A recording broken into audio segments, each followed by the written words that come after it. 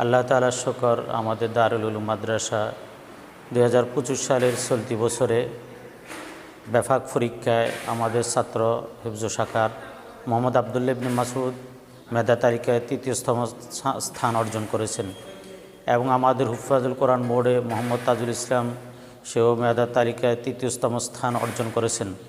মোট এই দুইজন সহ আমাদের হেফজখানায় 21 জন ছাত্র মেধা তালিকায় এসেছেন। আমাদের কিতাব শাখায় আলহামদুলিল্লাহ ব্যাপক বোর্ডে মোহাম্মদ তামিম হুসাইন, সে মেধা তালিকায় এসেছে এবং মুমতাজ হয়েছে। সে সহ মোট আমাদের 8 জন জমিয়ত এবং ব্যাপক বোর্ডে মেধা তালিকায় এসেছে। আলহামদুলিল্লাহ আমাদের ফলাফলের মান অনেক ভালো। সকলে দোয়া করবেন যেন দারুল উলুমের নুরানি বিভাগ, হিফজ বিভাগ, নাজরা বিভাগ এবং কিতাব বিভাগে সব শাখায় যেন আমরা সামনেও ভালো ফলাফল অর্জন করতে পারি। আমাদের মাদ্রাসায় বর্তমান ভর্তি চলমান, ভর্তি রবিবার পর্যন্তই চলমান থাকবে। রবিবার 9টা বাজেই ছাত্রদেরকে অনুষ্ঠানের মাধ্যমে নতুন সবক প্রদান করা হবে। এরপরে আমাদের ভর্তি নেওয়া বন্ধ থাকবে। তো আমাদের হেফজ শাখায় অধিক সংখ্যক ছাত্র হওয়ার কারণেই আমরা স্বল্প সংখ্যক ছাত্রই শুধু ভর্তি করাবো।